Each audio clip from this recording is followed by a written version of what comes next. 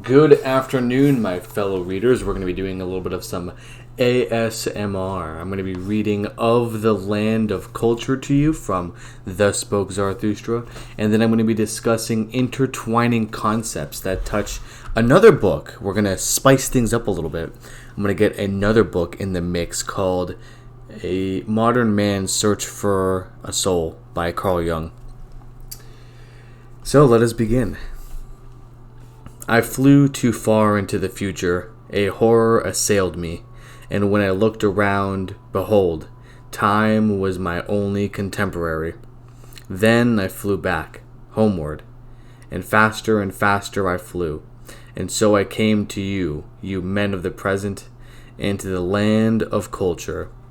The first time I brought with me an eye to see you, healthy desires.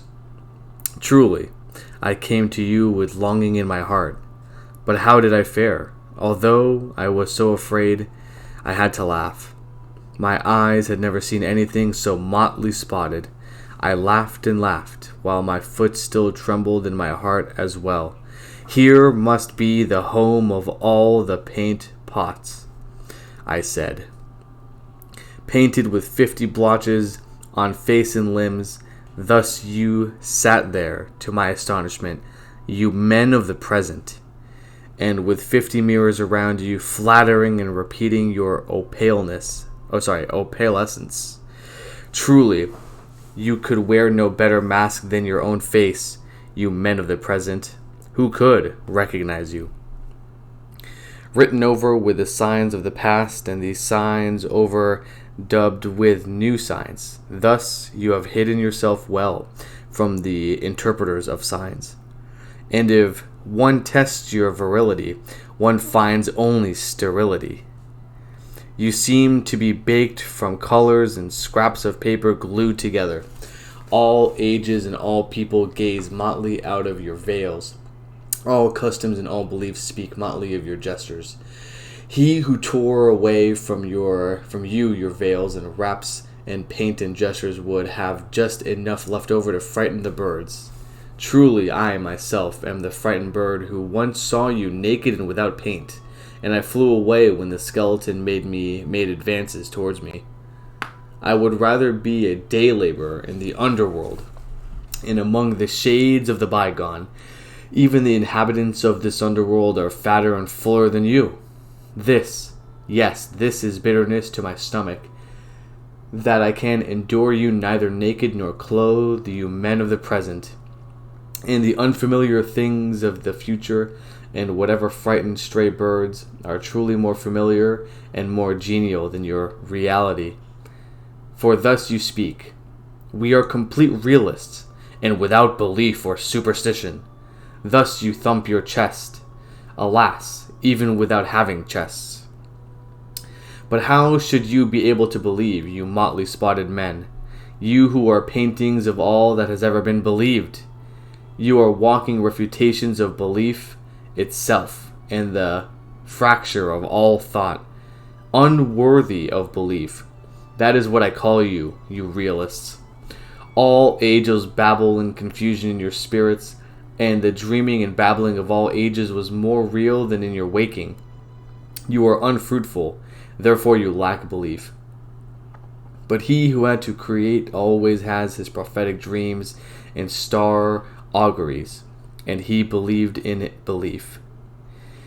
You are half-open doors at which grave diggers wait, and this is your reality.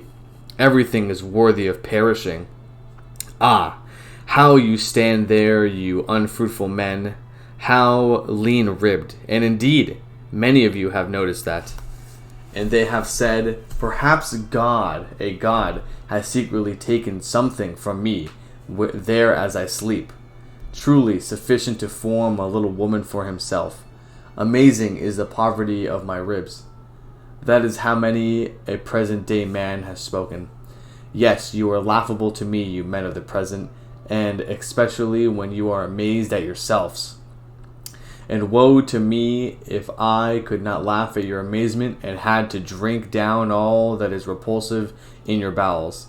However, I will make light of you, since I have heavy things to carry, And what do I care if beetles and dragonflies sit themselves on my bundle?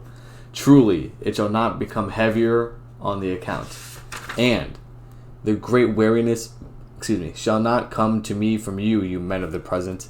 Alas, whither shall I climb now in my longing? With my longing, I look out from every mountain for fatherlands and motherlands, but nowhere have I found a home. I am unsettled in every city, and I depart from every gate. The men of the present to whom my heart once drove me are strange to me and a mockery, and I have been driven from fatherlands and motherlands. So now I love only my children's lands, the undiscovered land in the furthest sea. I bid my sails seek it and seek it. I will make amends to my children for being the child of my fathers, and to all the future for this present. Thus spoke Zarathustra. Very interesting section for sure. In recently reading a certain section of A Modern Man's Search for a Soul, really reminded me of this section here, because you can see the hunger of Zarathustra, the hunger for a belief, ironically enough, because some would say that, Nietzsche, Zarathustra himself, did nothing but critique and take a hammer to the glass mausoleums of religions that are based in belief. But I think he has struck a chord. I mean, he most certainly has struck a chord with Jung, in the sense that in the other book, what Jung describes as a modern affliction of societies, that we have realized our moral relativism. We've realized that there is no real inherent meaning. There is no grandiose thing in the universe objectively without us. And Jung says that, and so does Nietzsche, that we are right now lost in the perils of nihilism, unable to move forward, being like frozen in place by this overwhelming sense of nothingness. But you see here Zarathustra, his unconscious self, or maybe, the unconscious of Zarathustra is speaking out with this hunger to create, this hunger to have this colorful belief as a sort of, as he calls it, paint on the body, as a sort of reflection, a projection, if you will, of the unconscious. And this is what Jung picked up on and kind of polished and discussed in more detail, is that we have the inherent instinctual man within us. That's why both of them are big proponents of looking within, because the answers are within. The answers of the soul, the unconscious, which, if you imagine it as an iceberg, the great amount of it is buried within the sea, and that is the majority of who we are, is our unconscious self, which is an abstract and hard concept to understand unless you do the digging and read yourself. But I won't stray too far from this section.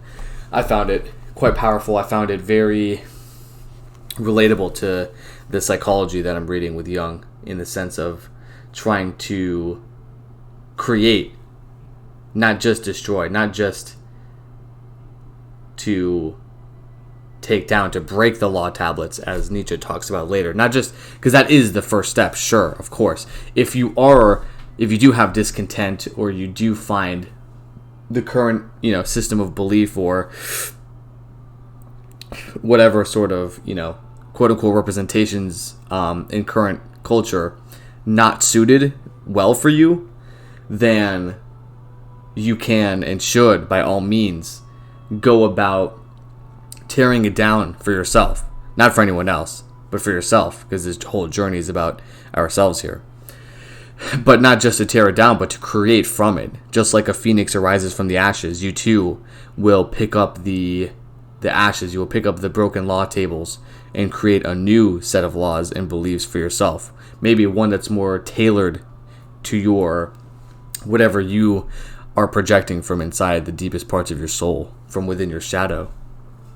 And speaking of shadow, I'm going to try and get back to the quote here, but there is one quote about let's see if I can find it.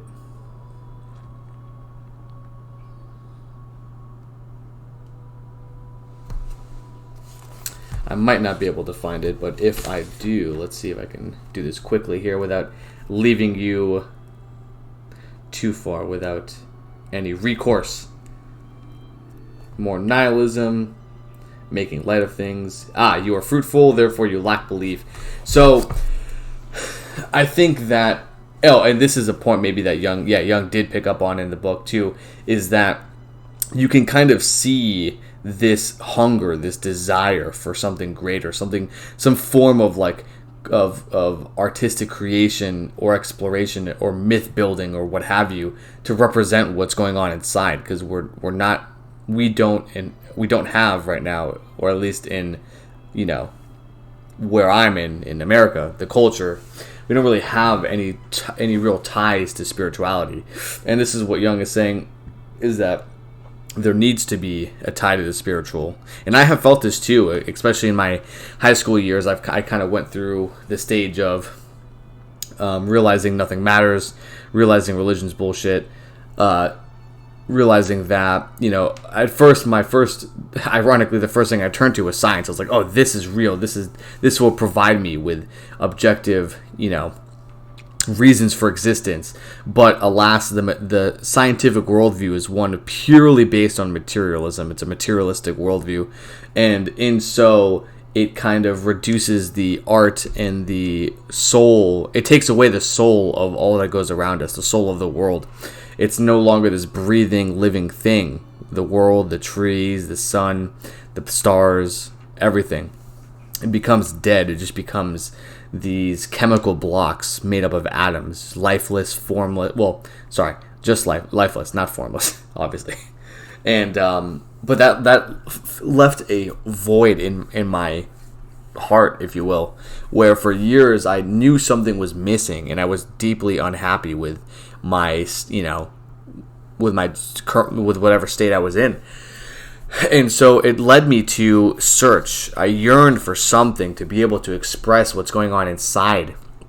Some sort of powerful mythology that I could relate to, because that's all really that we want to do. It's so much more meaningful to have an expression, because if you don't express but you repress, then we've discussed it plenty of times on this podcast. It's very bad, because anything that gets repressed just gets perverted, distorted, and eventually when it comes out much nastier and more defiled and corrupted and twisted than it ever would be if it just naturally flowed. And this is something that the Greeks understood, and I believe that both Nietzsche and Jung talk about, is that the Greeks had such a good mythology, and I assume the Egyptians as well. They had such a good mythology, and it helped keep the psyche of the cultures healthy. And what they cite for this is that when the psyches of the culture, of the zeitgeist, when it's healthy, there is no need to look within, because everything is being expressed purely, and you're able to relate to the mythology of the times. So you don't need to look within, because there's nothing wrong. And so Jung cited that as a reason why they didn't really dig too deep into psychology. They understood a little bit of the inner workings of the mind, but there was no need, because not everyone, but relatively, they had the psychology that they needed, which was mythology to relate to, so that they had pure self-expression, which I found was pretty powerful. And obviously very telling of our times, that we're all looking very deep within for something more meaningful, something that we can kind of feel a bigger part of, because that's something I would love to be a part of, and I'm trying to, grow a community around being, something greater than just myself, building a future, being optimistic, and all that fun stuff. And so he's saying that, though. And what Jung says is that mind you, Jung was writing this stuff in the early 20th century. And he was seeing signs of people starting to look for spiritual essence, the spiritual embers to kind of ignite a bonfire.